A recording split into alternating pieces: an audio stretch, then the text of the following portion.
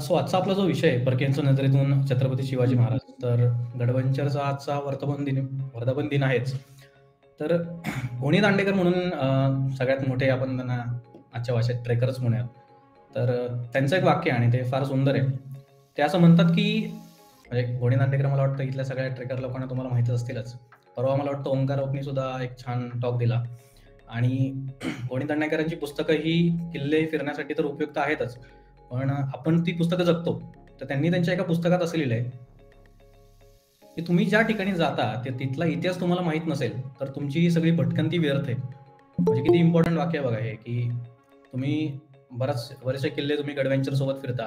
गडवेंचर स्वतः बरेचसे ट्रेक्स आयोजित करतं. तर त्याच्यामध्ये तुम्ही जेव्हा त्या ठिकाणी जाता, ज्या किल्ल्यांवर जाता, ज्या ठिकाणावर जाता, तिथला इतिहास जर का तुम्हाला माहीत नसेल, तर कदाचित ही भटकंती थोडीशी व्यर्थ आहे. म्हणजे फक्त आपण फोटोज घेऊन माघारी येतो. पण तसं न करता आपण त्या ठिकाणी गेल्यानंतर तिथला इतिहास जर का आपण जाणून घेतला, तर त्याच्यातून एक व्हॅल्यू एडिशन तुम्हाला मिळू शकेल म्हणजे तुमच्या फिरण्यातनं. आणि ती गोष्ट कायम लक्षातही राहील. गेली 10 वर्ष मी इतिहासाचा अभ्यास करतोय आणि ह्याच्यातनं आम्ही एकच गोष्ट सांगण्याचा प्रयत्न करतोय, की इतिहास हा फक्त संदर्भांना धरूनच सांगितला जातो आणि संदर्भांच्या पलीकडे तो नसतो. म्हणजे कोणाला वाटतं म्हणून अरे असं झालं असेल इतिहासात, याला काही अर्थ नाही. किंवा तुम्ही किल्ल्यांवरती जाता, ही अमुक गोष्ट यासाठी असेल. म्हणजे एक एक्झाम्पल सांगतो, की ते जीवदान भागात तुम्ही जर का गेला असाल तर नाणेघाट आहे. त्या नाणेघाटच्या इथे कसं एक रांजण आहे. तर तिथली लोक सांगतात, तिथले गाईड सुद्धा सांगतात, की इथं जकात म्हणून एक रुपया लोक टाकायचे. तर त्याला काही खरं पुरावा आहे का? तर असं तुम्हाला क्युरिओसिटी जेव्हा तयार होईल ना, की अमुक एक जण त्याला काहीतरी सांगतोय आणि त्याला खरंच पुरावा आहे का हे जर जेव्हा तुम्ही विचारायला लागाल ना, तेव्हा तुम्हाला त्यातला इंटरेस्ट कळेल. आता मी इंटरेस्ट आणि क्युरिओसिटी का बोलतोय, तर आजचा जो आपला विषय आहे परकीयांच्या नजरेतून, तर परकीय म्हणजे कोण? तर म्हणजे शिवाजी महाराजांच्या काळात आहे ना, खरं तर अनेक लोक येऊन गेले इथे म्हणजे भारतामध्ये आणि त्यांनी आउट ऑफ क्युरिओसिटी बऱ्याचशा गोष्टी नोंदवून ठेवल्या. तुम्हाला पहिली स्लाइड दिसते ना, राईट? तर त्या सगळ्या ह्याच्यामध्ये पहिली स्लाइड दिसते ना तुम्हाला? हो, पहिली स्लाइड दिसते. सो त्याच्यामध्ये तुम्हाला म्हणजे इतिहास खरं तर काय असतो, तर एक ऋग्वेदातलंच म्हणजे महाभारतातलंच वाक्य आहे, की इतिहास प्रदीपेनं महारवरून घातीना लोकांगर्भ गृहस्कुनान यथावत संप्रकाशित. म्हणजे काय तर इतिहास काय तर बेसिकली राष्ट्राची ज्योत आहे आणि तिच्या प्रकाशात अंधकाराचा नाश होतो. आता अंधार मिटवायला वेगळं काय करावं लागत नाही. तुम्ही दिवा पेटवला तरी तो अंधार आपोआपच नाहीसा होतो. तर इतिहास असाच आहे, की तुम्हाला बेसिकली तुमच्या अज्ञानातनं ती भर पडावी. मग महाभारतात तर सगळंच आहे. पण आपल्या मध्ययुगात पण बरंच काय काय दडलेलं आहे. तर काय काय दडलंय, तर ते सांगण्याआधी आपल्याला साधन चिकीचं म्हणजे इतिहासातले सगळे संदर्भ आहेत ना, वेगवेगळे आहेत. म्हणजे बकरीत आपल्याकडं पत्र आहेत किंवा मला वाटतं शकावल्या आहेत. अशा खूप सारी साधनं आहेत आणि या साधनांवरूनच गड किल्ल्यांचा इतिहास असेल किंवा शिवाजी महाराजांचा इतिहास असेल किंवा अन्य कुठलाही इतिहास असेल, हा कुठल्या ना कुठल्या तरी साधनांवरूनच आलेला असतो. तो कुठल्या व्हॉट्सअपवरच्या मेसेजवरून तुम्हाला इतिहास म्हणजे खरं तर कोणी पडताळून बघू नये, की ह्याने अमुक माणसाने असा एक मेसेज पाठवलाय, की फॉर एक्झाम्पल 56 किलोची तलवार किंवा 100 भाकऱ्या वगैरे असे ते मेसेज फिरत असतात सोशल मीडियावर. पण त्याला काही अर्थ नाहीये, त्याला कुठलाही रेफरन्स नसतो किंवा दिल्लीवरून 8 तासात घोडा आला वगैरे हे असे ते भाषण टोकणारे बरेच जण असतात. म्हणजे त्यांची नावं नाही घेत मी. पण ते काही फक्त लोकांना अंगावरती शहारे आणण्यापुरतंच ते काम करतात आणि इमोशनल असतं हे सगळं. पण त्याच्या मागे कुठला इतिहास आहे का? तर नाहीये बेसिकली. मग इतिहास काय आहे? तर त्याची वेगवेगळी साधनं मी तुम्हाला सांगितली. तर त्यातलं सगळ्यात अजून एक साधन म्हणजे इतिहास कोण लिहितं? तर बेसिकली जिंकणारे लिहितात आणि हारलेले लिहितात. म्हणजे जेते आणि जिते असा तो फरक आहे. पण मग अजून एक आपल्याकडे साधन आहे ज्याला आपण थर्ड पार्टी अँगल म्हणतो, की भारतामध्ये जे परकीय लोक येऊन गेले, त्यांनी आपल्याकडं किंवा इथल्या सत्तेकडं कशा पद्धतीने बघितलं म्हणजे थर्ड पार्टी अँगल जो आपण म्हणतो ना, एक काहीसा तो बॅलन्स अँगल असू शकतो असंही म्हणू शकतो आपण त्याला किंवा त्याला थोडीशी अज्ञानाचीही किनार असते. बऱ्याचशा बाजार गप्पांवरनं हे सगळी साधनं लिहिलेलं असतं. तर फॉरेन बायोग्राफीज म्हणजे आपण ज्या विषयाला आता हात घालतोय, तर त्याच्या आधी एक एक्झाम्पल सांगतो, की हा जो तुम्हाला स्क्रीन दिसते समोर, तर त्याच्यात असं आहे, की जगाच्या पूर्व भागात आहे ना, एक म्हणजे एक इंग्रज अधिकारी होता कॅप्टन मॅकफर्सन आणि त्याचा मित्र आहे एक भारतातला ब्रिटनमधला. तर त्याला एक पत्र लिहिलंय. त्याचं नाव आहे कर्नल चॅम्पियन. तर त्याला काय म्हणतो तो, की जगाच्या पूर्व भागात मराठ्यांइतकं बलवान राष्ट्र कुठलंच नाही. तर एखादा परकीय माणूस पूर्वेकडे बलाढ्य राष्ट्र कुठलं आहे तर मराठ्यांचं आहे, असं तो लिहितो. कदाचित ही गोष्ट खूप चांगली म्हणजे हा माधवरावांच्या काळातलं हे वाक्य आहे. म्हणजे तेव्हा आपली मराठ्यांची किती ताकद वाढली ह्याच्यावरून आपल्याला कळतं.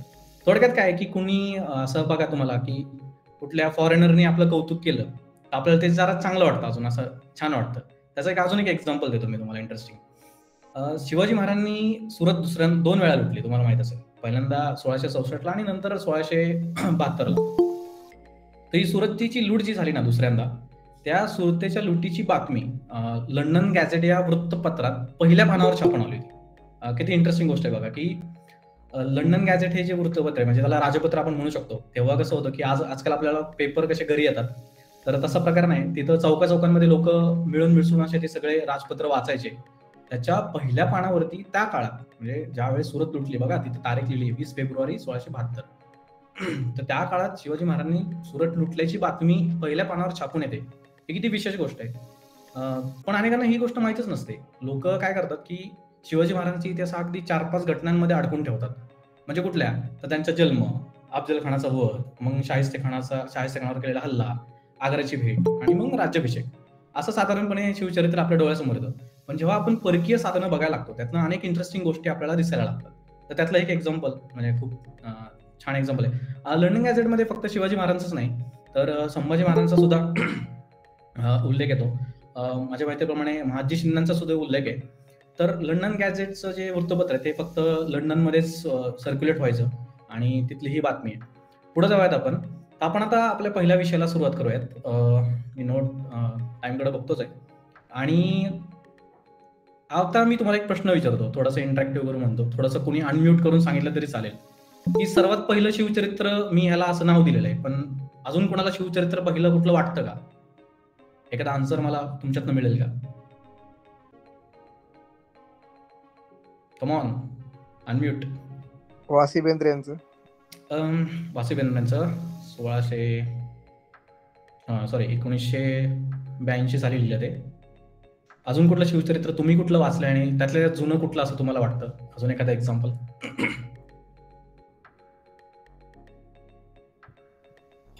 शिवचरित्र 4-5 म्हणजे खूप फेमस आहेत. त्यातली म्हणजे बाबासाहेब पुरंदरेंचं असेल, गजानन मेंदळेंचं असेल, जसं तुम्ही सांगितलं वासी बेंद्रेंचं असेल, जगकर्ते शिवराजे, विजयराव देशमुखांचं आहे. ही सगळी खन्ना आपट्यांनी एक कादंबरी लिहिली होती, मला वाटतं ते पहिलं असावं, म्हणजे मराठीतलं तरी.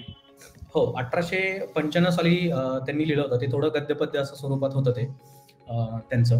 पण मी ज्याबद्दल बोलतो ना आता, आद्य शिवचरित्र, तर ते थोडं साधनांकडे जातोय मी. तर सगळ्यात पहिलं शिवचरित्र कुठलं? तर ते शिवभारत. शिवभारत नावाचा एक ग्रंथ आहे, जो शिवाजी महाराजांच्या दरबारात बसून कवींद्र परमानंद यांनी लिहिलं. प्रॉब्लेम असा आहे त्या शिवचरित्राचा, की त्याच्यात 27 अध्याय आहेत आणि ते शिवचरित्र अपूर्ण आहे आपल्याकडं. सर्वात मोठा किंवा ऑथेंटिक पुरावा जो शिवचरित्राला मानला जातो ना, तो शिवभारत आहे. त्यात बऱ्याचशा गोष्टी, त्याच्या खोलात नाही जात मी, पण ते अपूर्ण शिवचरित्र आहे, त्या काळात लिहिलं गेलं असं तरी. मग दुसरा कुठला प्रयत्न झाला तर सभासद बखर. शिवाजी महाराजांचा जन्म हा 1630, एवढं लक्षात ठेवा, आणि 1680 सालचं त्यांचं मृत्यू आहे. तर त्यांच्या मृत्यूनंतर 17 वर्षांनी सभासद बखर लिहिली.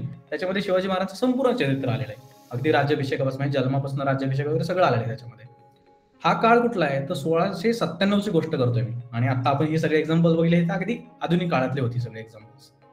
तर गंमत अशी आहे की मी जसं म्हणालो की शिवभारत हे जरी समकालीन असलं, म्हणजे शिवाजी महाराजांच्या काळातलं असलं, तरी ते अपूर्ण आहे.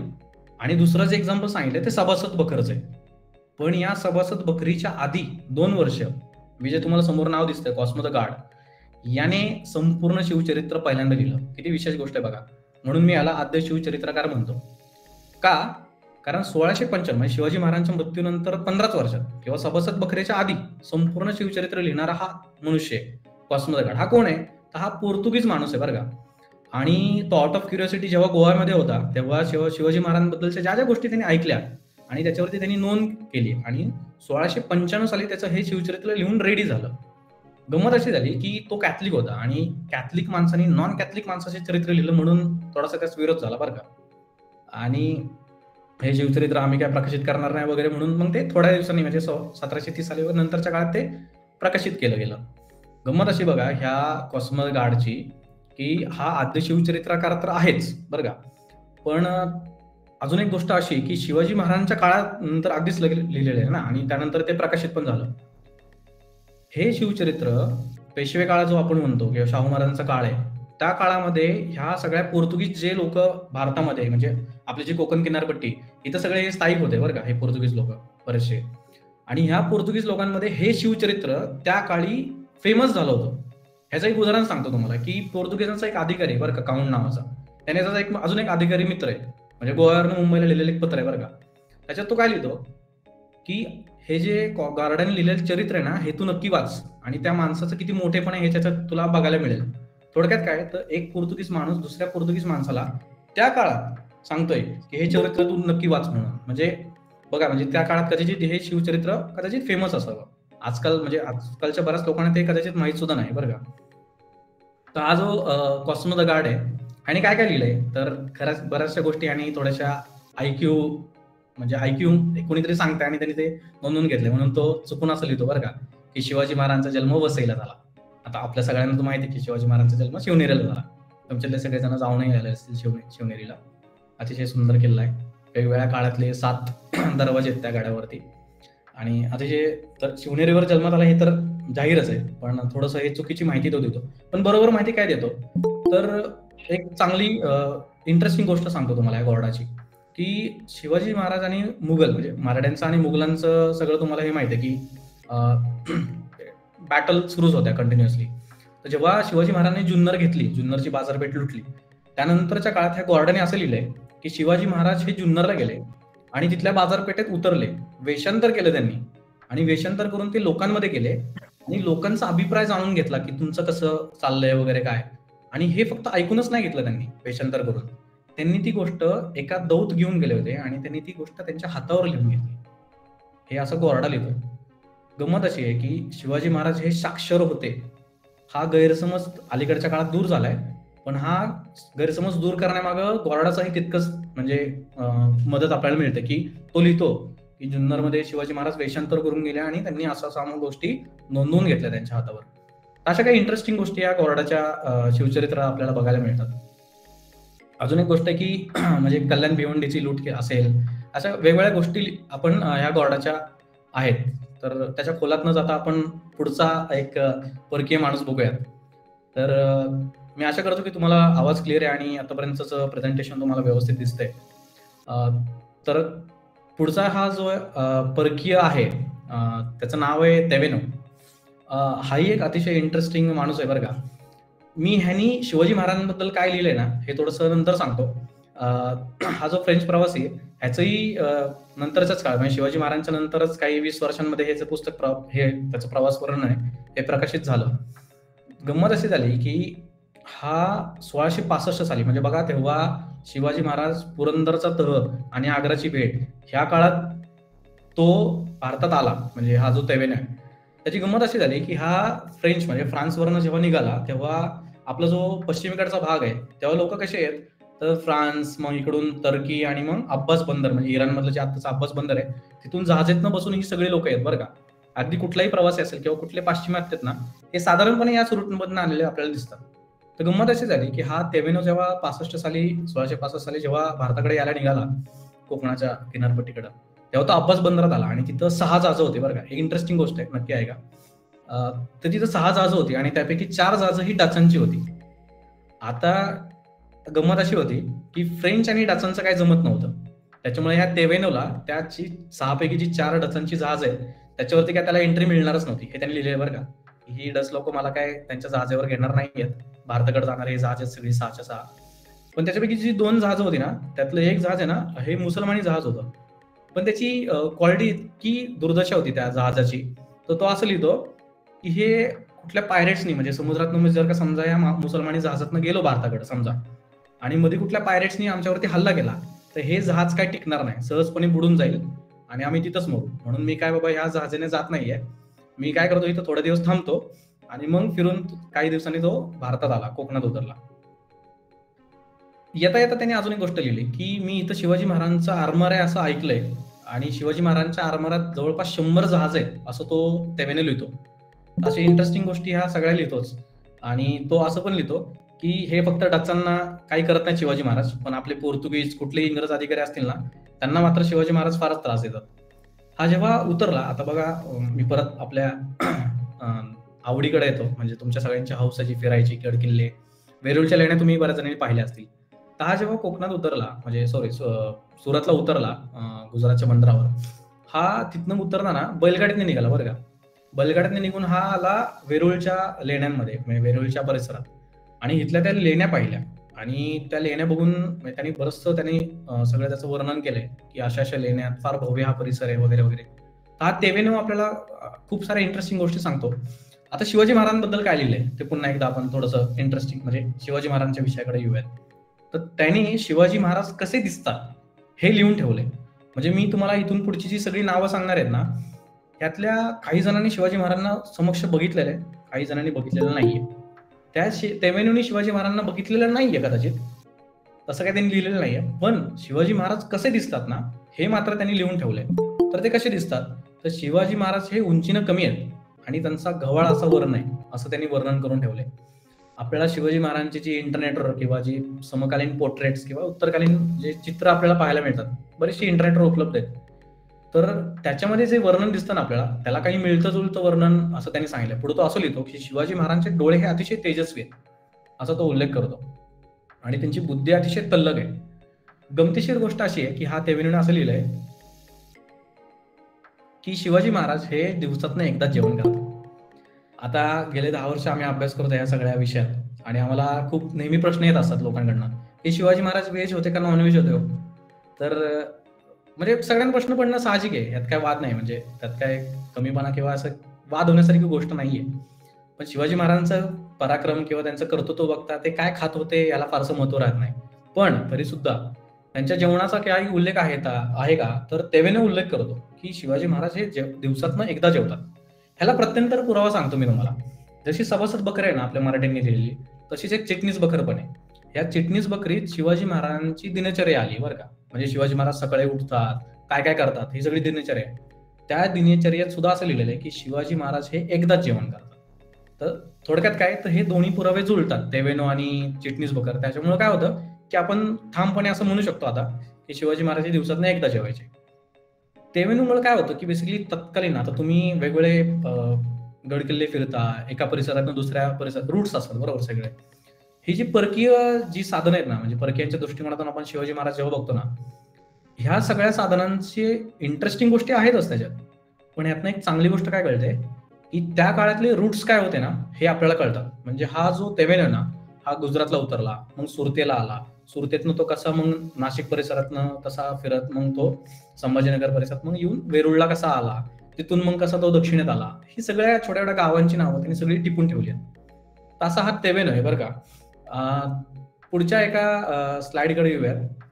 तिसरी खूप इंटरेस्टिंग असा हा परकीय माणूस आहे, बार्थेलोम्यू अबेकॅरे. उजव्या बाजूला तुम्हाला त्यांनी लिहिलेलं ते पुस्तक दिसतंय, वायन्स देस इंडेस, म्हणजे फ्रेंच भाषेत लिहिलेलं. त्यांनी ते प्रवास वर्णन लिहिलेलं आहे. आणि ह्या कॅरेजचं मला असं वाटतं की त्याने शिवाजी महाराजांबद्दल जे काय लिहून ठेवलंय ना, म्हणजे ही जी सगळी मी तुम्हाला आधी नावं सांगितली, कॉस्मो द गार्ड सांगितला किंवा तेवेनो सांगितला, पुढे पण अनेक नावं येणार आहेत. ह्यांनी थोडीशी शिवाजी महाराजांबद्दल काही चुकीची माहिती लिहिली वगैरे वगैरे असेल, काही ठिकाणी थोडासा शिवाजी महाराजांचा अपमानास्पद उल्लेख असेलही. पण अबेकॅरेने जे त्याचं प्रवास वर्णन लिहिलंय आणि त्याने जो सगळं वर्णन केलंय, त्याच्यामध्ये शिवाजी महाराजांचं फक्त केवळ कौतुकच आपल्याला दिसतं शिवाजी महाराजांचं. मग ह्या काय, कोण आहे अबेकॅरे, ते आता बघूयात आपण. तर जो हा अबेकॅरे ना, हा जसं तुम्हाला सांगतो की तुम्हाला सगळ्यांना माहिती असेल की जशी ईस्ट इंडिया ट्रेडिंग कंपनी होती म्हणजे ब्रिटिशांची, तशी फ्रेंचांची पण होती बरं का. त्याचं नाव होतं फ्रेंच ईस्ट इंडिया कंपनी. ही बऱ्यापैकी मोठी कंपनी होती आणि त्यानंतर डिझॉल्व्ह झाली मुघलांच्या काळात वगैरे. ते बरेच वाटाघाटी झाल्या, त्याच्या खोलात नको जायला. आपण थोडक्यात काय, तर जशी ईस्ट इंडिया कंपनी होती तशी फ्रेंचांची सुद्धा ईस्ट इंडिया कंपनी होती. तर त्यांचा राजा जो होता फ्रेंचांचा, त्या राजाचा एक अधिकारी होता, त्याचं नाव आहे कोल्बेर.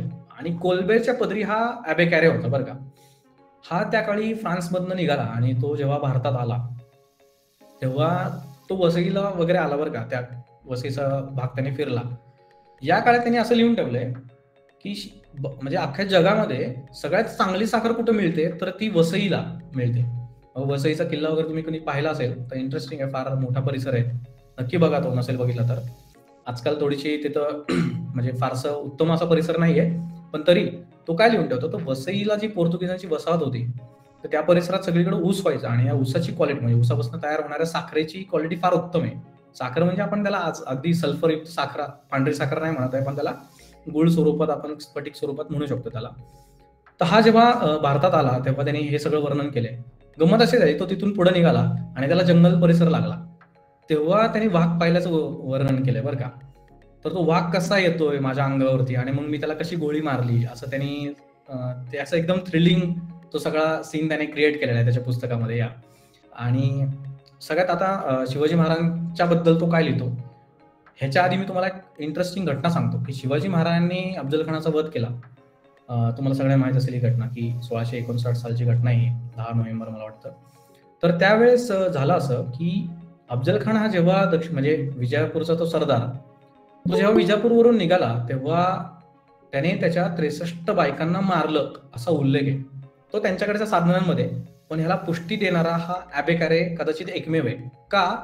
कारण त्यांनी त्याच्या डोळ्यांनी ह्या 63 बायकांची थडगी त्यांनी डोळ्यांनी पाहिलेली. म्हणजे विजापूरच्याच भागात, म्हणजे ते गावाचं नाव नाही आठवत आहे, पण ह्या भागामध्ये, या गावामध्ये ती 63 ज्या कबरी आहेत अफजल खानाच्या बायकांच्या, त्या त्यांनी समक्ष डोळ्यांनी पाहिल्यात आणि त्याचं ते सगळं वर्णन त्यांनी करून ठेवलंय त्या 63 थडग्यांचं. पुन्हा काय आलं की पुढं शाहिस्तेखानाचं प्रकरण तुम्हाला माहिती आहे शिवाजी महाराजांचं. या शाहिस्तेखानाच्या प्रकरणाबद्दल तो असं लिहितो की शिवाजी महाराजांनी मोठ्या पराक्रमाने शाहिस्तेखानावरती हल्ला केला आणि ह्या हल्ल्यामध्ये शाहिस्तेखानाचा मुलगा मारला गेला असं तो लिहितो. आणि ही गोष्ट खरी आहे. म्हणजे अगदी आपल्याला मुघल डॉक्युमेंट्स मधून सुद्धा आपल्याला हे कळतं की शाहिस्तेखानाच्या मुलगा त्या झटापटीत मारला गेला. तो कसा मारला गेला, त्यांनी कसा पराक्रम गाजवा गेला आणि तो स्वतः मेला, असं छानसं वर्णन त्या ॲबेकारेने केलं बरं का. आता एक खूप महत्वाची गोष्ट मी तुम्हाला सांगणार आहे ॲबेकारेची. हा ॲबेकारे कोकणामध्ये उतरला आणि म्हणजे 2 वेळा भारतात येऊन गेला बरं का. तो 1672 म्हणजे राज्याभिषेकाच्या थोडासा आधीचा काळ आहे हा. तेव्हा काय झालं की हा ॲबेकारे चौलला उतरला. चौल म्हणजे अनेकांना माहित असेल कोकणातलं एक बंदर आहे आताचं. तर तेव्हा ते फार मोठं बंदर होतं आणि ह्या चौलकडून त्याला राजापूरकडे प्रवास करायचा होता बरं का. आता गंमत अशी होती की चौल आणि राजापूरकडचा जो परिसर आहे सगळा हा शिवाजी महाराजांच्या आधिपत्याखाली येत असल्याने त्याला आज जसं आपण दुसऱ्या देशामध्ये जायला पासपोर्ट काढतो ना, तसाच काहीसा परवाना त्या काळातही काढावा लागायचा. म्हणजे तुम्ही मुघलांच्या भागातनं जाताय कोणी अधिकारी, तर त्याला तो परवाना काढावा लागत असे. तर असाच परवाना काढण्यासाठी तो शिवाजी महाराजांच्या एका कचेरीत गेला. ते त्यांनी सगळं वर्णन या पुस्तकात करून ठेवलंय बरं का. तर तो काय म्हणतो की मी चौलला उतरलो, राजापूरकडे जायचं होतं मला, मराठ्यांच्या एका कचेरीत मी गेलो, तिथं मला एक अधिकारी भेटला. या अधिकाऱ्याला मी असं विचारलं की तुमच्या राजाचं म्हणजे शिवाजी महाराजांचं आर्मर मी पाहिलं येताना, अगदी मस्कत पर्यंत त्याचे झेंडे, भगवे झेंडे ते फडकवत चाललंय सगळं ते आर्मर, म्हणजे जहाज सगळी. आणि गंमत अशी आहे की तुमच्या राजाचा परिसर सुद्धा फार सुपीक आहे बरं का. पण तुमच्या राजाचं ध्येय काय, तुमच्या राजाचं स्वप्न काय, तुमच्या राजाची मनीषा काय, असं त्या ॲबेकारेने त्या मराठा अधिकाऱ्याला विचारलं. तर त्या मराठा अधिकाऱ्याने दिलेलं उत्तरही त्यांनी त्या पुस्तकात लिहून ठेवलंय बरं का या. तर तो मराठा अधिकारी असं म्हणतो की काही दिवसांपूर्वी आम्ही रायगडाला गेलो होतो आणि शिवाजी महाराजांनी या तुमच्या प्रश्नाला उत्तर दिले. त्यांचं उत्तर असं आहे की शिवाजी महाराजांची स्वप्न काय आहे, तर सिंधू नदीपासून बंगालच्या उपसागरापर्यंत त्यांना राज्य करायचंय. बघा किती इम्पॉर्टंट उल्लेख आहे. म्हणजे आज आपण सहजपणे म्हणतो की अहद तंजावर ते तहत पेशावर वगैरे, पण याला खरंच काय पुरावा आहे का, तर ह्या कॅरेचा पुरावा आहे आणि तो अस्सल मान्य इतपत त्याची ऑथेंटिसिटी आहे. कारण तो स्वतः समकालीन आहे शिवाजी महाराजांचा आणि तो अशा गोष्टी लिहितो. तर शिवाजी महाराजांचं स्वप्न काय होतं, तर सिंधू नदीपासून बंगालच्या उपसागरापर्यंत त्यांना मराठ्यांचं राज्य करायचं. बघा शिवाजी महाराजांच्या नंतर पेशव्यांचा जो काळ आहे, नानासाहेब पेशव्यांच्या काळात खरं तर ह्या गोष्टीला स्वरूप आलं आणि अगदी आपण आपल्या मराठ्यांनी अटकेपार झेंडे लावले आपण जे म्हणतो, तर शिवाजी महाराजांचं स्वप्न हे पुढच्या काळात नक्कीच पूर्ण झालं असं आपल्याला दिसतं. शिवाजी महाराज किती ग्रेट आहेत ना हे कॅरे लिहितो बरं का. अजून एक त्याने स्वीडनचा एक राजा होता मोठा, गुस्ताफस अडोल्फस. त्या अडोल्फसची तुलना शिवाजी महाराजांशी त्यांनी केली असं त्या कॅरेनी खूप छान इंटरेस्टिंग सगळं हे वर्णन केलंय. आपण थोडं पुढे जाऊयात. फ्रान्सवा मार्टिन बद्दल थोडंसं बोलूयात, कारण हा एक अतिशय शिवचरित्रातला अतिशय महत्वाचा साधन देणारा हा मनुष्य आहे François Martin. Again French East India company जी आहे त्याचा हा अधिकारी आहे आणि तेव्हा ह्यांनी त्या कंपनीसाठी म्हणजे 40 वर्ष नोकरी केली बरं का. तर ह्यानी पण एक सगळं प्रवास वर्णन नाही म्हणता येणार, कारण तो अधिकारीच होता इथला. ह्यानी जे काय लिहून ठेवलंय ते शिवचरित्रातल्या रेफरन्ससाठी अतिशय महत्वाचं आहे. का? कारण दक्षिण दिग्विजय शिवाजी महाराजांनी केलं हे सगळ्यांना माहिती तुम्हाला. म्हणजे राज्याभिषेक झाला शिवाजी महाराजांचा आणि अगदी 2च वर्षात, थोड्या दिवसांनी शिवाजी महाराज दक्षिणेकडे निघाले. अगदी तिकडचे किल्ले जर का तुम्ही कोणी पाहिले नसतील तर जिंजीचा किल्ला शिवाजी महाराजांच्या ताब्यात होता. हा जिंजीचा किल्ला म्हणजे आत्ताच्या चेन्नईमध्ये बरं का. तर अगदी तिथपर्यंत राज्य होतं. गंमत अशी होती की जशी कोकण किनारपट्टीवरती ह्या सगळ्या फ्रेंच लोकांची वसाहत होती पोर्तुगीजांची, तशीच पूर्वेकडे सुद्धा होती. म्हणजे आजचं जे आपण पॉंडेचेरी म्हणतो या भागात त्यांची वसाहत होती. झालं असं की हा जो मार्टिन आहे, फ्रान्सवा मार्टिन, हा अधिकारी होता आणि शिवाजी महाराजांच्या राज्याभिषेकानंतर ते जेव्हा दक्षिण दिग्विजय करायला निघाले ना, ही गोष्ट त्यांच्या एका काय म्हणू आपण गुप्तचर हे त्या खात्याकडनं त्याला कळाली की शिवाजी महाराज आता दक्षिणेकडे निघाले. म्हणजे त्यांना फार भीती वाटायला लागली की आता काय करायचं. म्हणून त्यांनी त्याच रात्री, ज्या दिवशी ही बातमी कळाली त्याच रात्री त्यांनी एक मीटिंग बसवली आणि असं ठरवलं की आपण काय शिवाजी महाराजांना विरोध करण्यात लायक नाहीये, ते प्रचंड अग्रेसिव्ह राजा आहे तो आणि आपली काय खैर नाही, ते आता दक्षिणेत येणार आहे. तर आपण एक काम करूयात, आपण त्यांना पैसे देऊयात आणि आपण त्यांना फॉर करून घेऊयात थोडक्यात, म्हणजे आपल्याला काही इजा होणार नाही. असं त्या फ्रान्सवा मार्टिननी मीटिंग घेतली आणि ते सगळं त्यांनी त्याच्या पुस्तकात लिहून ठेवलंय. गंमत असं आहे की थोडक्यात काय तर शिवाजी महाराजांचं अस्तित्व हे राज्याभिषेकानंतर प्रूव्हन होतं. राज्याभिषेक हा जरी विधी असला तरी सुद्धा त्याला एक ऑथेंटिसिटी किंवा एक अधिकारपणा जो येतो म्हणतो ना, तो राज्याभिषेकानंतरच आला. म्हणूनच मला वाटतं की जसं या मार्टिननी त्यांचं अस्तित्व मान्य केलं तसं कुतुबशाहीने पण केलं बरं का. कुतुबशाह तर अगदी शिवाजी महाराजांच्या स्वागताला पण आला होता तेव्हा तिथे दक्षिणेत. थोडक्यात काय तर ह्या मार्टिननी जे काय लिहिलंय ना ते आपल्या दक्षिण दिग्विजया प्रसंगी या 2 वर्षाच्या मोहिमेत जे काय घडलं त्याचा लेखाजोखा मांडणारा हा मार्टिनचं साधन आहे आणि अतिशय इम्पॉर्टंट साधन आहे असं म्हणतो. गंमत सांगतो एक तुम्हाला कोणाला फार कमी लोकांना माहित असेल, ही जी पॉंडेचेरी ना संभाजी महाराजांच्या काळात ही मराठ्यांकडे होती बरं का. म्हणजे विचार करा तुम्ही, पॉंडेचेरी ही मराठ्यांकडे होती, पण संभाजी महाराजांनी पैशाच्या बदल्यात ही ह्या मार्टिनला म्हणजे फ्रेंच ईस्ट इंडिया कंपनीला विकली. ही गोष्ट फार कमी लोकांना माहित असेल. थोडक्यात काय तर ह्या मार्टिनचं ग्रेटनेस म्हणजे तिकडं त्यांच्या फ्रेंचांमध्ये ग्रेटनेस काय आहे की ह्याला फादर ऑफ पॉंडेचेरी म्हणतात बरं का. तिकडं आता सुद्धा पॉंडेचेरीमध्ये त्याचा पुतळा वगैरे तिकडं सगळं. तर हा अतिशय महत्वाचा अधिकारी आणि शिवाजी महाराजांबद्दल संभाजी महाराजांनी नाही, राजाराम महाराजांनी ही पॉंडेचेरी पुढच्या काळात विकली ह्या फ्रेंचांना. असं हे सगळं मार्टिनने लिहिलेलं चरित्र आहे, अतिशय इंटरेस्टिंग. आता अतिशय खूप काय इंटरेस्टिंग गोष्टीकडे येतो. तुम्हाला सगळ्यांना स्क्रीन दिसते व्यवस्थित? प्लीज सगळे आहेत जागे, कारण मी तुम्हाला बर या स्क्रीनवर उजव्या बाजूला ते तुम्हाला दिसतंय तो आहे शिवाजी महाराजांच्या राज्याभिषेकाचा असलेला अस्सल असा पुरावा. हेनरी ऑक्झेंटन, म्हणजे आपण आतापर्यंत कुठली लोक बघितली तुम्हाला थोडंसं रिवाइज करूयात आपण. सगळ्यात पहिल्यांदा आपण कॉस्मो द गार्ड बघितला, जो शिवाजी महाराजांचा आद्य शिवचरित्रकार मी असं त्याला मानतो. दुसऱ्यांदा आपण टेवेने बघितला की तो कसा अब्बास बंदरातनं आला आणि कशी त्याची गंमत उडाली. तिसऱ्यांदा आपण ॲबेकॅरे पाहिला किंवा मार्टिन पाहिला आता. तसा हेनरी ऑक्झेंटन, म्हणजे मी जी सगळ्यात पूर्वीची जी सगळी परकीय साधनं सांगितली त्याच्यापैकी शिवाजी महाराजांना कोणी बघितलं नाही बरं का. हा असा एकमेव माणूस आहे परकीयांचा, म्हणजे परकीय, की ज्यांनी शिवाजी महाराजांना समक्ष पाहिलंच नाही तर शिवाजी महाराजांचा जो राज्याभिषेक झाला ना त्या राज्याभिषेकाचा सगळा लेखाजोखा म्हणजे फर्स्ट हँड रिपोर्टच म्हणू शकतो आपण त्याला, असं हे सगळं हेनरी ऑक्झेंटनने लिहिलं. तर आता हेनरी ऑक्झेंटन कोण आहे तर बेसिकली हा इंग्रजांचा अधिकारी आहे बरं का.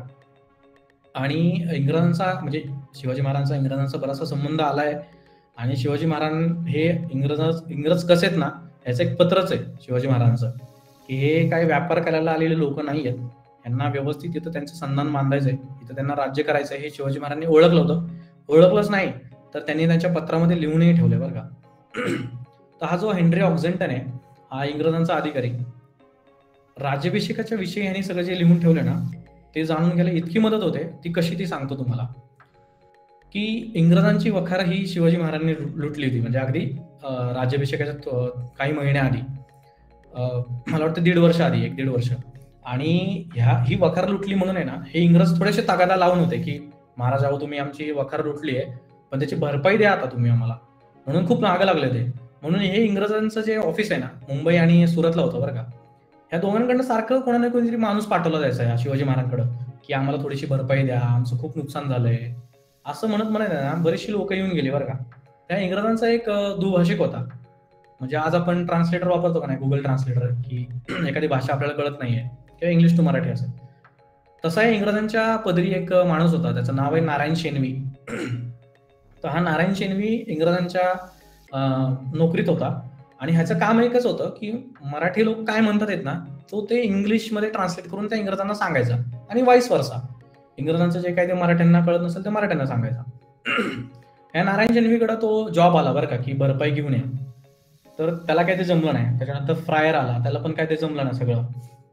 हे काय मग असं झालं की हा हेनरी ऑक्झेंटन निघाला. म्हणला आता मी काहीतरी करतो आणि ही सगळी भरपाई घेऊनच येतो बरं का. आणि म्हणून हा निघाला. हे हेनरी ऑक्झेंटननी ते सगळा रिपोर्ट लिहिलाय. मी पुन्हा एकदा सांगतो की ही परकीय साधनं अतिशय महत्वाची आहेत. त्याच्यात काहीशा बाजार गप्पा आहेत, पण हेनरी ऑक्झेंटननी जे लिहून ठेवलंय त्याला महत्व असं आहे की सुरतेकडनं किंवा मुंबईकडनं जो येताना कोकणातला परिसर आहे रायगडापर्यंतचा, याच्यामध्ये कुठली कुठली गावं तो पार करत गेला ना, ह्यानी ते फार इंटरेस्टिंग सगळं हे लिहिलेलं आहे. म्हणजे तो पहिल्यांदा मुंबईतनं चौलला आला, चौलच्या बंदरात. चौलच्या बंदरातनं तो अष्टमी गावात आला. त्याने अष्टमी गावात ते मुक्काम केला. आजही आहे ते गाव. कोणी कोकणातलं असेल तर तुम्हाला माहित असेल. त्यानंतर तो पुढे निजामपूरला आला. म्हणजे रायगडला तुम्ही सगळेजण गेला असाल तर रायगडच्या अलीकडे निजामपूर, छत्री निजामपूर आहे. तर ह्या भागात तो आला. तिथेही त्याने एक दिवस मुक्काम केला. तिथून पुढे तो मग पाचाडला आला. म्हणजे आजचं जे रायगडाचा जो पायथा आहे, आज कसं होतं की आपण रायगडाला जेव्हा जातो ते अगदीच त्या पायथ्यापर्यंत जातो, जिथून पायऱ्या सुरू होतात पाचाड गावच्या इथनं, रायगडवाडी म्हणतो आपण त्याला, किंवा आपण रोपवेने जातो बरोबर. तर तसं त्या काळात तसं नव्हतं ऍक्च्युली. रस्ते काय असे आजचं डांबरी तर नव्हतेच ऑब्व्हियसली, पण रायगडाचा घेरा हा अगदी पाचाडच्या पुढेपर्यंत होता. म्हणजे तर हा पाचाडला आला आणि ह्या पाचाडला त्यांनी बरेच दिवस मुक्काम केला. का तर शिवाजी महाराजांनी त्याला रायगड येऊनच नाही दिलं. अशी परवानगीच नव्हती सहजासहजी रायगडावरती चढण्याची किंवा वर येण्याची कुणाला. तर ती परवानगी मिळवण्यासाठी बराचसा तगादा त्यांनी लावला की मग त्याला अनेक म्हणजे मराठ्यांच्या अधिकाऱ्यांनी थोडीशी मदत केली आणि मग त्याला काही दिवसांनी तो वर गेला. तो जेव्हा पाचाडला राहिला होता ना, तेव्हा त्यांनी असं लिहिलंय की शिवाजी महाराज हे आता राज्याभिषेक करून घेणारे असं दिसतंय, असं मी इथल्या मराठ्यांच्या अधिकाऱ्यांकडनं ऐकलं. इतकंच नाही तर ते कालच, म्हणजे ही राज्याभिषेकाच्या काही दिवसांआधीची गोष्ट आहे बरं का, शिवाजी महाराज हे सोन्याचं छत्र अर्पण करण्यासाठी प्रतापगडास गेलेत असं त्यांनी लिहून ठेवलंय. प्रतापगडाचं छत्र शिवाजी महाराजांनी अर्पण केलं हे आपल्या मराठ्यांच्या साधनात पण दिसतं. पण हे हेनरी ऑक्झेंटन सुद्धा लिहून ठेवलंय. हे म्हणजे काय म्हणू आपण त्याला, की एक थोडीशी ऑथेंटिसिटी त्याला अजून त्या गोष्टीला मिळते आपल्याला. गंमत अशी झाली की हा राज्याभिषेकाच्या 2 दिवस आधी गडावर गेला. आता इंग्रज अधिकारी गडावर आला तर शिवाजी महाराजांनी त्याला काय अगदी ये बाबा स्वागत केलं असं नाही अजिबात. रायगडाचा जो भवानी टोक आहे ना, म्हणजे अगदी ते माझ्या माहितीप्रमाणे 1.5 किलोमीटर असेल बरं का. चालत गेला असेल तुम्ही कधी तर तुम्हाला माहित असेल, बरंचसं लांब आहे त्या राजसत्रेपासून. त्या भवानी टोकाच्या बाजूला त्याचा राहण्याची व्यवस्था केली, जवळ अजिबात नाही केली. इंग्रजांनी लांबच राहावं असं शिवाजी महाराजांना कदाचित वाटत असावं. आणि तो सगळं लिहितोय सगळं. आणि आम्ही कसं पाचडवरनं त्या भवानी टोकाच्या इथं जाऊन राहिलो आणि आता शिवाजी महाराजांच्या राज्याभिषेकाची जय्यत तयारी सुरू आहे इकडे सगळी. मी राज्याभिषेक, मग मला त्या माणसाने सांगितलं की आता उद्या पहाटे शिवाजी महाराजांचा राज्याभिषेक आहे, त्याच्यामुळे तुम्ही या, तुमच्या काय जे काय भेटवस्तू घेऊन आलाय तुम्ही. त्यांनी प्रत्येकासाठी भेटवस्तू घेऊन आला होता बरं का, की शिवाजी महाराजांना खुश करायचंय आणि आपण आपली भरपाई काढून घ्यायची शिवाजी. थोडक्यात काय तर राज्याभिषेकाचं जे ऑथेंटिक फर्स्ट हँड रिपोर्ट आहे ना, तेव्हा जो शिवाजी महाराजांच्या दरबारात गेला तो हेनरी ऑक्झेंटन, त्याने राज सिंहासन पाहिलं. ते 32 मन आपण सिंहासन म्हणतो, त्या सिंहासनाचं वर्णन तर केलंच आहे, पण त्या राजसदरेत कोण कोण कसं कसं बसलंय किंवा त्यांनी जे एकूणच वर्णन केलंय ना, ते अतिशय म्हणजे आज आपल्याला इंटरनेटवरच काय जिकडं तिकडं जे राज्याभिषेकाचे जे आपल्याला पोर्ट्रेट्स किंवा जे पेंटिंग्स आपण जे पाहतो, फ्रेम्स पाहतो, सगळ्या ह्या फ्रेम्स आहे ना, आपण हेनरी ऑक्झेंटननी जो राज्याभिषेक पाहिलाय त्यालाच इमेजिन करून आपण पाहतो. का याचं कारण सांगतो मी तुम्हाला. कारण राज्याभिषेकात काय काय घडलं ना, हे कोणीच मराठ्यांनी लिहून ठेवलं नाहीये. सभासदांनी लिहिलेलं आहे की शिवाजी महाराज हे सिंहासनाधीश्वर झाले, एवढंच तो लिहितो सभासद. इतर फारसं काही आपल्याला मिळत नाही. पण हेनरी ऑक्झेंटननी काय केलं, सिंहासनाचं वर्णन केलं, सिंहासनाच्या मागे असणाऱ्या चिन्हांचं वर्णन केलं, की कशी घोड्याची पुच्छ आहेत, माशांची सोन्याची चिन्ह आहेत, हे सगळं त्यांनी लिहून ठेवलं. की शिवाजी महाराजांच्या शेजारी त्यांचे पेशवे मोरपंत पिंगळे उभे आहेत, त्यांच्या डाव्या बाजूला कसे गागाभट्ट बसले आहेत, त्यांचा छोटा मुलगा संभाजी कसा तिथं बसलाय, असं सगळं त्यांनी विस्तृतपणे त्या रिपोर्टमध्ये लिहिलेलं आहे. मी कसं त्यांना लांबून अभिवादन केलं. आता ह्यातली एक इंटरेस्टिंग गोष्ट सांगतो की हेनरी ऑक्झेंटन सगळ्या भेटवस्तू घेऊन आला होता रायगडला राज्याभिषेकाच्या वेळेस, आणि त्यांनी सोन्याची अंगठी शिवाजी महाराजांना भेट देण्यासाठी आणली होती. ती सोन्याची अंगठी, आता बघा गंमत, की तुम्ही आजही रायगडाला गेला तर राजछत्र्याचा जो मागचा दरवाजा आहे आणि तुम्ही समोर सिंहासन पाहता, तर त्या दरवाजाच्या बाजूला समोर हेनरी ऑक्झेंटन उभा राहिला आणि त्यांनी सोन्याची अंगठी अशी वर धरली. सूर्योदय होत होता, नेमकं त्यावेळेस त्या सूर्योदयाचा प्रकाश त्या अंगठीवर पडला आणि ती अंगठी शिवाजी महाराजांना चमकलेली दिसली. आणि ती चमकलेली अंगठी बघून शिवाजी महाराजांनी म्हणजे शिवाजी महाराजांचं लक्ष या सगळ्या गर्दीमध्ये त्या हेनरी ऑक्झेंटनकडे गेलं आणि त्या हेनरी ऑक्झेंटनला त्यांनी जवळ बोलून घेतलं आणि काहीतरी गुफ्तगू केली त्यांच्यासोबत, व्यवस्थित बोलले शिवाजी महाराज, आणि मग तो त्याच्या बाहेर पडला त्या गेटमधनं. आता जे राजसदरेचा जे दरवाजा आहे त्या दरवाज्यातनं बाहेर पडताना त्या दोन्ही दरवाजाच्या बाजूला हत्ती आहेत असं त्यांनी लिहून ठेवलंय. आता रायगडावरती तुम्ही कुणी गाईड वगैरे बघितला असाल किंवा तुम्ही स्वतः जात असाल तेव्हा तुम्हाला रायगडावरती हत्ती वगैरे अशी तुम्ही गोष्ट ऐकली असेल, पण ही गोष्ट कोणी लिहिली आहे तर ह्या हेनरी ऑक्झेंटननी. म्हणूनच ह्या राज्याभिषेकाचं सगळं जे वर्णन आहे या आपल्याला हेनरी ऑक्झेंटनच्या ह्याच्यानं मिळतं. माझे जवळचे मित्र आहेत संकेत कुलकर्णी, त्यांनी या हेनरी ऑक्झेंटनने लिहिलेला हस्तलिखित जे आहे त्याचा फोटो मला दिला होता या व्याख्यानासाठी. सो त्यांचे आभार मानतो मी आणि आपण आता पुढे जाऊयात. शिवचरित्रातल्या इंटरेस्टिंग गोष्टी बघताना असं मला कदाचित तुम्हाला इंटरेस्ट येत असावा अशी आशा करतो आणि थोड्याशा शेवटाकडे जातो आपल्या या सगळ्या व्याख्यानाच्या.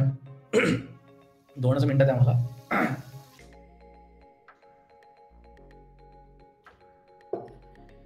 तर हेनरी ऑक्झेंटनचं जे परकीयांच्या दृष्टिकोनातून आपण शिवाजी महाराज बघतो ते अतिशय महत्वाचे आहेतच, पण अजून एक माणूस आहे जो हेनरी ऑक्झेंटनच्या आधी शिवाजी महाराजांना भेटलाय बरं का. ह्यांनी शिवाजी महाराजांना पाहिले. ह्याचं नाव आहे मनुची. मी सुरुवातीपासून तुम्हाला सगळे जे फ्रेंच म्हणजे जे परकीय माणसं सांगतोय ही सगळी फ्रेंच आहेत बरं का. मोस्ट ऑफ द लोक ही सगळी फ्रेंच आहेत. कदाचित असं असेल की ह्या फ्रेंचांना फिरायला त्या काळात भरपूर आवडत असावं, म्हणूनच त्यांनी बरीचशी चरित्र प्रवास वर्णनातनं शिवाजी महाराजांचा उल्लेख दिसतो. पण हा निकोलो मनुची जो आहे ना हा काही फ्रेंच वगैरे नाहीये किंवा इंग्रजही नाहीये. हा आहे इटलीचा एक प्रवासी. हा इतका अवलिया माणूस आहे की त्याने स्टोरी ऑफ द मोगुल नावाचं पुस्तक लिहिलंय बरं का. म्हणजे इंग्रजीत ते तसं त्याचं टायटल आहे.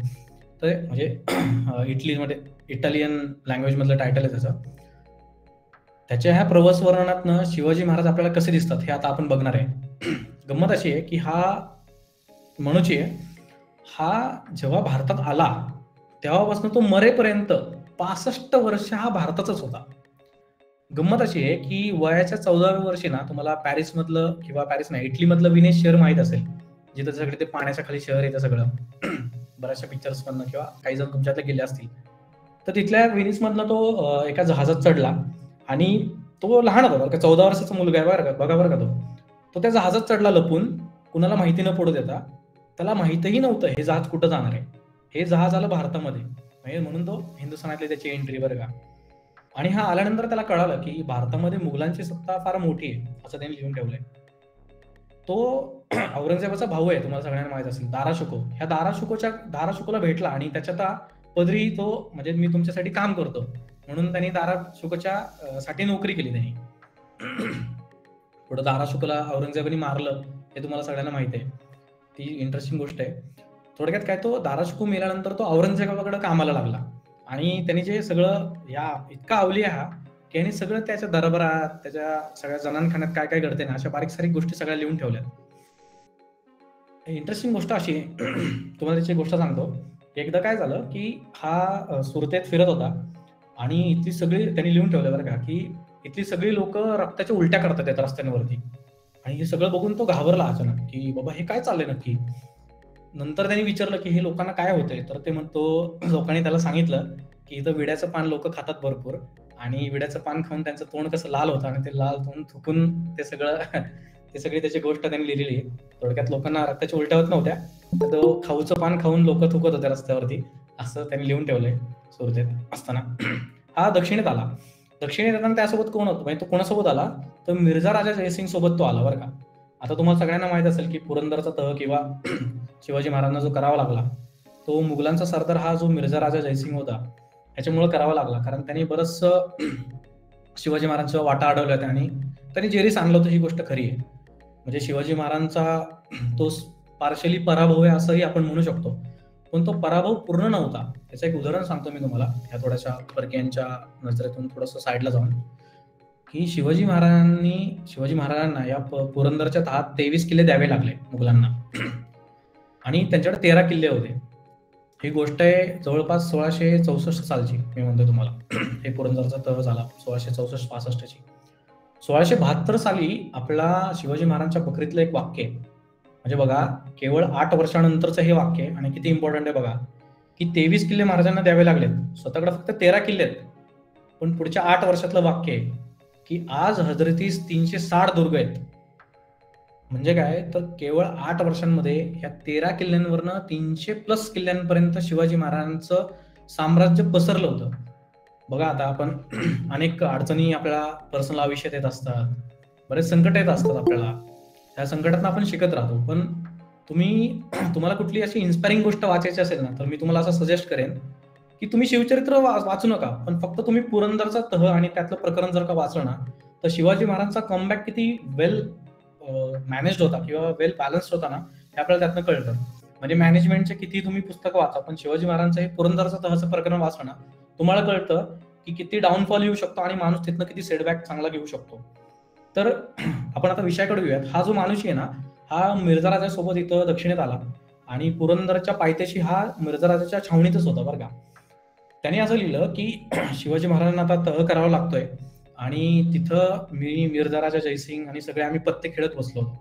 आता तेव्हा त्याला गंजिफा, पत्ते म्हणजे पत्तेच खेळत बसलो होतो, पत्ते. आणि नंतर मग शिवाजी महाराजांसोबत त्यांनी गंजिफा नावाचा खेळ खेळला.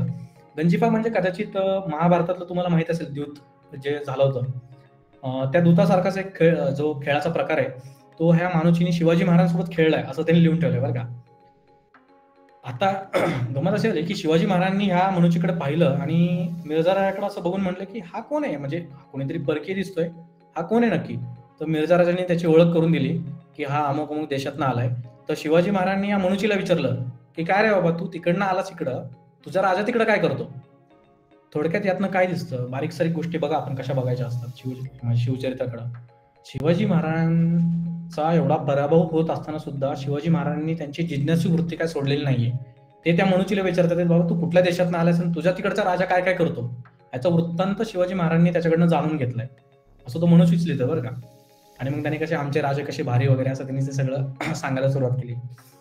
तर थोडक्यात काय, तर ह्या मनुचीनी बऱ्याचशा गोष्टी लिहिल्याच की म्हणजे पुरंदरच्या तहाबाबतच्या, किंवा मी तुम्हाला इंटरेस्टिंग गोष्ट कसे लोक रक्त ओकतात आहेत वगैरे, हे सगळं त्यांनी लिहून ठेवलंय. आता आपण थोडंसं पुढे जाऊयात की हे सगळे परकीय जी मी तुम्हाला थोडक्या इंटरेस्टिंग ज्या गोष्टी सांगत गेलो त्याच्यामध्ये मी तुम्हाला सांगितलं की तेवेनोनी शिवाजी महाराजांचं वर्णन केलंय. पण शिवाजी महाराजांना पाहणाऱ्यांपैकी कोण होतं ह्या सगळ्यांपैकी, तर माझ्या माहितीप्रमाणे मनुची, आता जो सांगितलं होतं, आणि त्याच्या आधी हेनरी ऑक्झिंग्टन, या सगळ्यांनी शिवाजी महाराजांना समक्ष पाहिलंय. पण शिवाजी महाराजांना न पाहता शिवाजी महाराज कसे दिसत असावेत ना, हाही एक परकीयांच्या दृष्टिकोनातून एक सेगमेंट आपल्याला इथं अभ्यासाला, म्हणजे यावर इथे मोठा अभ्यास होऊ शकतो.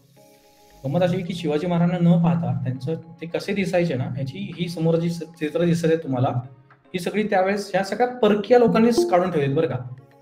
आता जे पहिलं चित्र आहे ते आता ब्रिटिश म्युझियम मध्ये उपलब्ध आहे. ते गोवळकोंड्याला काढलं गेलं दक्षिणेत. पुढचं जे दिसतंय तुम्हाला ते मनुचीचा चित्रसंग्रह जे म्हणतो आपण साधारणपणे, त्याच्याबद्दल काही थोडेसे वादविवाद पण आहेत की ते मनुचीचा संग्रह होता का वगैरे. पण हे 1672 साली म्हणजे शिवाजी महाराज जिवंत असतानाच हे चित्र काढलं गेलं. शिवाजी महाराज कसे घोड्यावर बसलेत आणि आजूबाजूला त्यांचे सैनिक आहेत. गमत बघा बरं का, तिथं त्या चित्रामध्ये तुम्हाला ती जरीपटका आणि ते सगळं दिसतंय ते हे. तर शिवाजी महाराजांचा, म्हणजे शिवाजी महाराज आग्र्यात येताना भगवा झेंडा शिवाजी महाराजांचा होता हे आपल्याला राजस्थानी डॉक्युमेंट्स मधनं कळतंच. पण ह्या चित्रातनं पण कळतं की शिवाजी महाराजांचा ताफा कसा चालायचा, तर ते घोड्यावर बसताना दाखवलेत. मला वाटतं ह्या मनुचीच्या चित्रसंग्रहासारखी अनेक मुघलांची ही चित्र आहेत, अशाच प्रकारची चित्र आहेत ती 2D मध्ये दाखवलीत बघा कशी ती, की सगळे सैनिक असे मागे आहेत, शिवाजी महाराज आहेत आणि त्यांच्या खाली ते सगळे सैन्य कसे उभे आहेत. तर पुढचं जे चित्र आहे ते शिवाजी महाराजांचं गोवळकोंड्यालाच काढलं गेलेलं आहे, जे मुंबईच्या म्युझियममध्ये सुद्धा आहे. तुम्हाला कोणाला बघायला मिळालं तर तिथं आहे ते उपलब्ध. हेही 1675 म्हणजे शिवाजी महाराज हयात असतानाच काढलं गेलेलं चित्र आहे.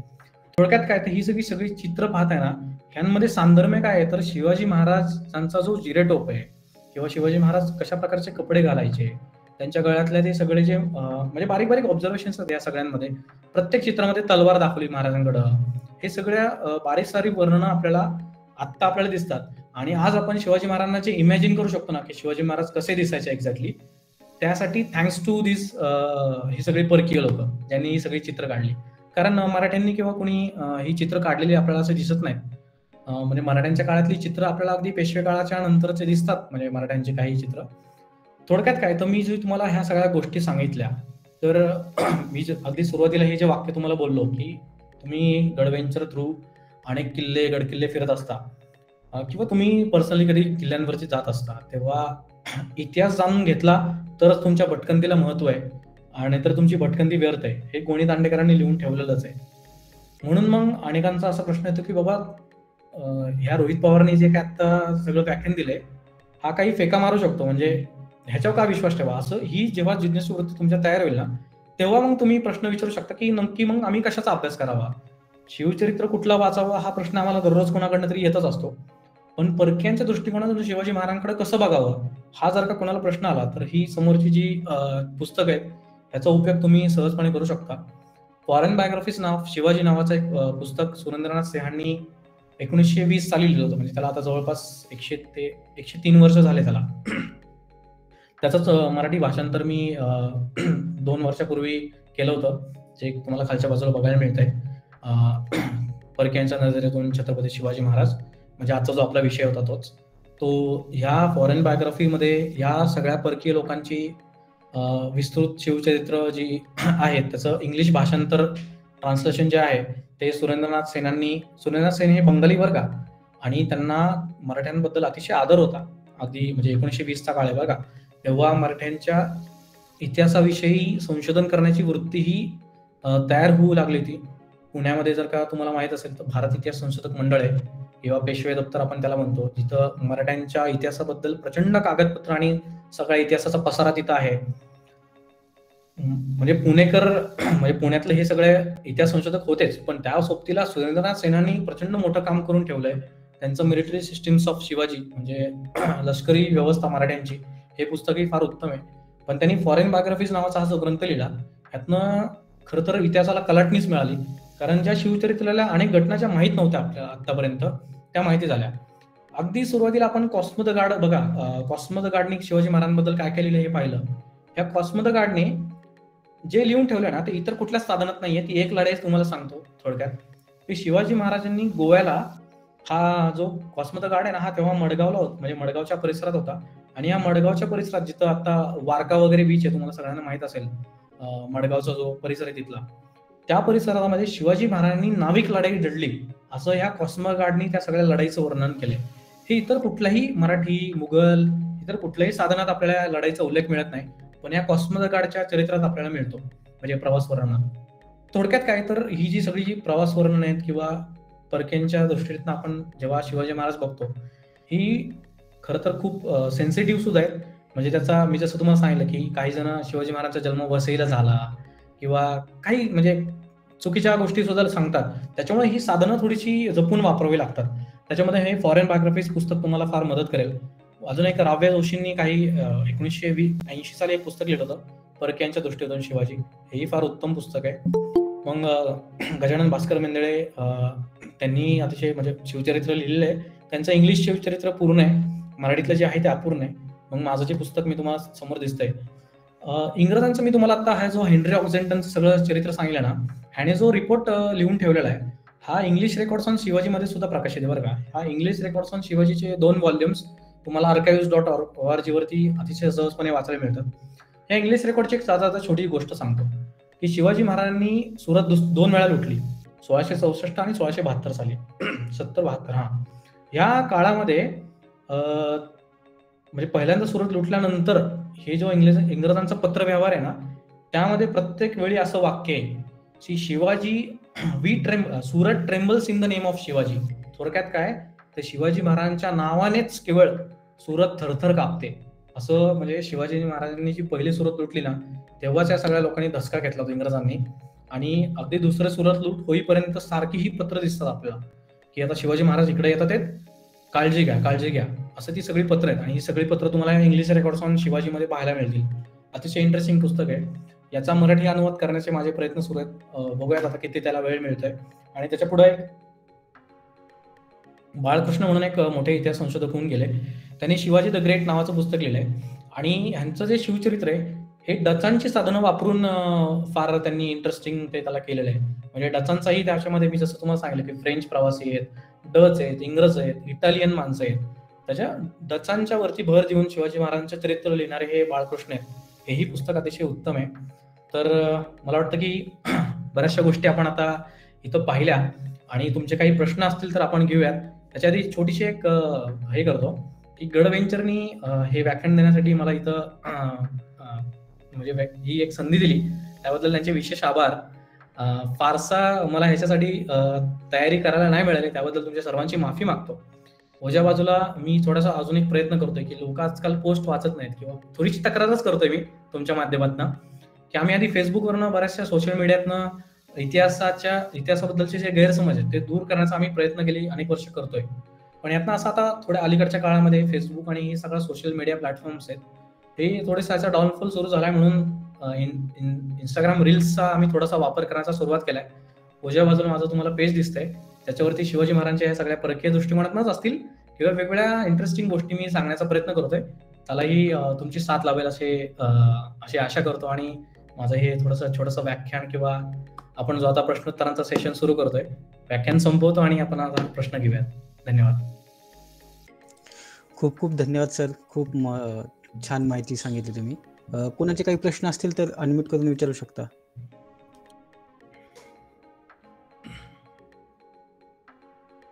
अगदी कुठल्याही म्हणजे परकीयांच्या नजरेतून तुम्हाला काही डाऊट्स असतील किंवा अमुक गोष्ट जाणून घ्यायची असेल की या साधनांमध्ये आम्हाला काय वाचायला मिळेल किंवा कुठल्याही प्रकारचे प्रश्न तुम्ही विचारू शकता, अगदी बिंदास. त्याचे मला उत्तर माहीत असेल तर मी नक्की तुम्हाला मदत करेन.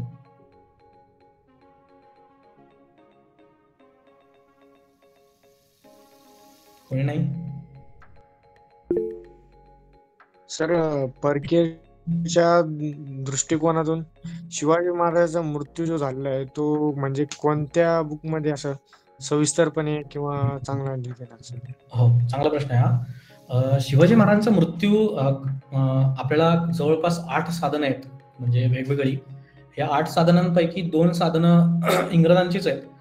मी जे तुम्हाला आधी पुस्तक दाखवलं, English records on Shivaji, Shivaji महाराजांचा मृत्यू हा 1680 साली रायगडावर झाला. आणि त्याचं कारण काय होतं तर असे ह्याचे वेगवेगळ्या चर्चा आज समाज माध्यमांमध्ये होत असतात. पण ह्याचे सभासद बकरीमध्ये आपल्याला त्याचा उल्लेख पाहायला मिळतोच की शिवाजी महाराजांना कसा ज्वर म्हणजे ताप आला होता आणि त्यांचा मृत्यू झाला. त्याची एक तुम्हाला थोडीशी पार्श्वभूमी सांगतो संकेत. झालं असं होतं की शिवाजी महाराजांचा मृत्यू 1680 सालचा, पण 2 वर्ष आधीच 1678 साली शिवाजी महाराज हे सातारला अजिंक्यताराच्या किल्ल्यावरती मुक्कामास होते आणि त्यावेळेसच त्यांना प्रचंड ज्वराची लागण झाली होती, म्हणजे ताप त्यांना खूप आला होता. त्यावेळेसच ह्या डचांमध्ये आणि डचांचे जे पत्रव्यवहार दिसतो आपल्याला किंवा इंग्रजांचं पत्रव्यवहार आहे, त्यावेळेस अफवा सुद्धा उठल्या होत्या की शिवाजी महाराज म्हणजे त्यांचं निधन झालंय. थोडक्यात काय तर 2 वर्ष आधीच शिवाजी महाराजांना ह्या ज्वराची लागण झाली होती आणि हे आपल्याला इंग्रजी डॉक्युमेंट्समधनं कळतं. पण जेव्हा 1680 साली खरोखरच मृत्यू झाला शिवाजी महाराजांचा, तेव्हा आपल्याला इंग्लिश रेकॉर्ड्स ऑन शिवाजीमध्ये एक पत्र आहे इंग्रजांचं, जे मुंबईकडून सुरतला लिहिलंय. त्याच्यामध्ये शिवाजी महाराजांचा मृत्यू हा ब्लड फॉक्स म्हणजे रक्तामध्ये जे इन्फेक्शन असं म्हणू शकतो, त्याच्यामुळे जो ताप आला आणि त्याच्यामध्ये त्यांचा मृत्यू झाला असं उल्लेख आहे म्हणजे परकीय साधनांमध्ये. ठीक आहे. आय होप तुम्हाला ऐकू आला उत्तर आहे संकेतजी. हो, स्पष्ट ऐकू आलंय. Yes. सर, आपला जो फेसबुकचा ग्रुप आहे इतिहासाच्या पाऊलखुणा, त्याच्याबद्दल पण थोडं सांगा, जेणेकरून ज्या लोकांना प्रश्न पडत असतात ते त्याचे उत्तर विचारू शकतात. 2014 साली 14-15 साली असं झालं की इतिहासाबद्दल प्रचंड वेगवेगळ्या गोष्टी व्हॉट्सअपवरनं फिरत होत्या. म्हणजे आजकाल आपण त्याला व्हॉट्सअप युनिव्हर्सिटीज म्हणतो. सुरुवातीलाच मी तुम्हाला सांगितलं की 56 किलोची तलवार वगैरे वगैरे सगळं जी प्रकरणं सुरू झाली, तेव्हा आम्ही जे काही एका पेजवरचे सगळे इतिहास अभ्यासक होतो, आम्हाला असं कुठेतरी वाटू लागलं की ह्या गोष्टी कुठेतरी थांबायला पाहिजे आणि लोकांनी इतिहास साक्षर व्हावं असा आमचा हेतू असून मग आम्ही एक फेसबुक ग्रुप तयार केला. त्याचं नाव आहे इतिहासाच्या पाऊलखुणा. तर आजही तुम्ही फेसबुकवर त्याला हे केलं तर त्या समूहावर आज 65,000 लोक आहेत मला वाटतं. म्हणजे प्रचंड मोठा ग्रुप झाला आता. अगदी 10 लोकांपासून आम्ही सुरू केला होता. त्या समूहाचा वैशिष्ट्य सांगतो तुम्हाला की या समूहावर आम्ही केवळ आणि केवळ संदर्भांचाच उल्लेख करतो आणि संदर्भांशिवाय तिथं कुणाची कमेंट, कुणाची पोस्ट आम्ही तिथं अप्रूव्ह करत नाही. थोडक्यात काय तुमच्याही मनात कुठले प्रश्न असतील तर त्या ग्रुपवर जाऊन तुम्ही विचारू शकता. त्याला ससंदर्भ उत्तर देण्याचा अनेक सदस्यही प्रयत्न करतील. सदस्यांकडून नाही झालं तर आम्ही नक्कीच तुम्हाला त्याच्यातून उत्तर देण्याचा प्रयत्न करतोय. त्याच्यामुळे ह्या पाऊलखुणाचा उल्लेख मी इथं करू इच्छितो. या पाऊलखुणामधूनच मग आम्ही इतिहासाच्या पाऊलखुणा खंड 1, खंड 2 आणि खंड 3 अशी 3 पुस्तकं लिहिली. थोडक्यात आमचा मोटो असा आहे की आजकाल काय झालंय की इतिहास म्हणजे अतिशय बोरिंग विषय. लोकांना किंवा शाळेतल्या मुलांना ते सण सणावळ्या 1685, 80, 30 हे सगळं लक्षात नाही राहत किंवा भरपूर नाव आहेत. मिर्झा राजा, जयसिंग, अमुक अमुक अशी बरीचशी नावं आहेत. ही नावं लक्षात नाही राहत. मग आमचा हेतू असा आहे की इंटरेस्टिंग गोष्टींना मी आज जसं तुम्हाला सांगण्याचा प्रयत्न केला की इंटरेस्टिंग गोष्टी जर का लोकांना सांगितल्या ना तर नक्कीच इतिहासाकडे बघण्याचा दृष्टिकोन आहे तो नक्कीच बदलेल. आणि जे मी सुरुवातीला सांगितलं की शिवचरित्र हे 4-5 घटनांमध्ये न अडकता आपल्याला थोडासा वास्ट ब्रॉड आपल्याला अँगल त्यातनं मिळू शकतो. म्हणून आमचे हे सगळे इतिहासाच्या पाऊलखुणामार्फत प्रयत्न सुरू आहेत. आमची पुस्तकं आलेली आहेत, त्यालाही खूप चांगला प्रतिसाद मिळतोय. Amazon वगैरे सगळ्या ठिकाणी ही पुस्तकं अवेलेबल आहेत.